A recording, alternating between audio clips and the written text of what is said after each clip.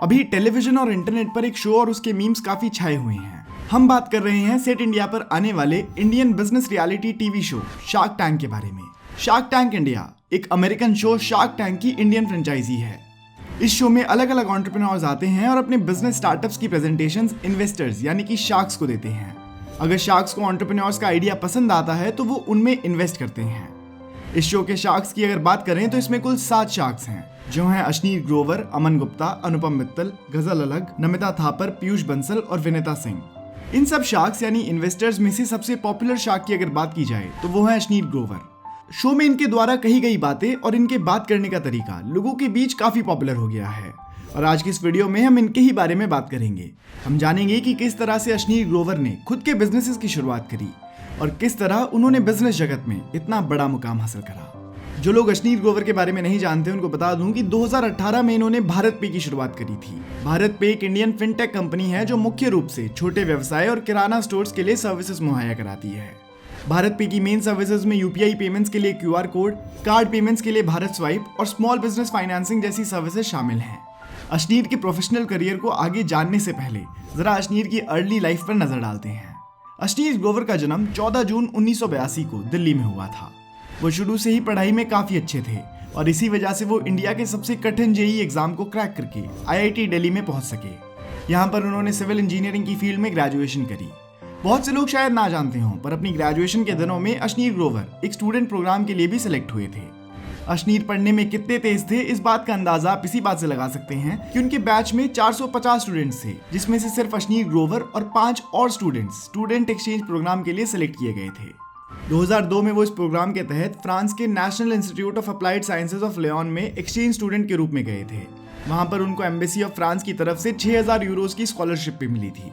IIT Delhi से पढ़ने के बाद उन्होंने इंडिया में मैनेजमेंट स्टडीज के मेका कहे जाने वाले इंस्टीट्यूट आईआईएम की अहमदाबाद ब्रांच से एमबीए करी, जहां से उन्होंने बिजनेस की वो सारी स्किल्स सीखी जो उनको आगे चलकर बिजनेस जगत में काफी काम आने वाली थी।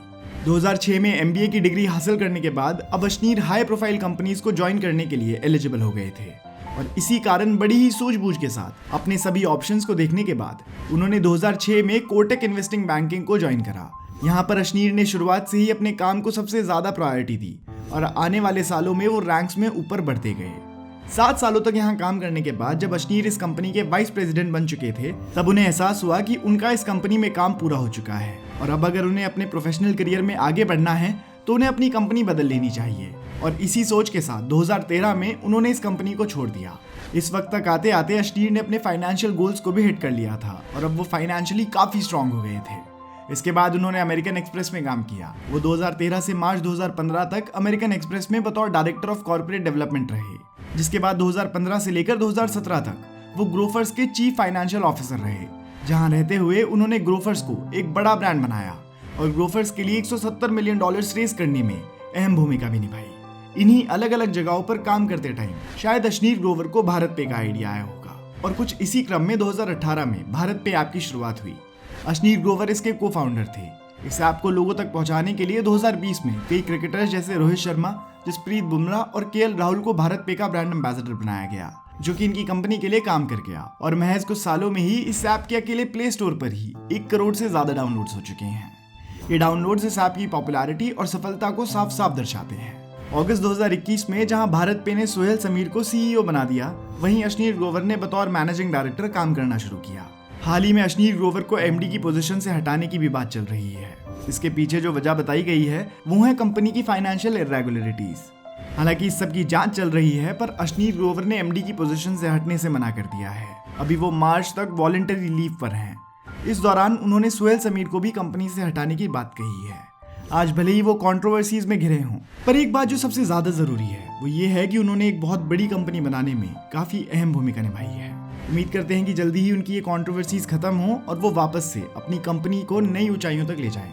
तो दोस्तों यही थी कहानी अश्नीर ग्रोवर की। अगर आपको वीडियो पसंद आई हो तो आप इस वीडियो को लाइक करके हमारा मनोबल बढ़ा सकते हैं। धन्यवाद।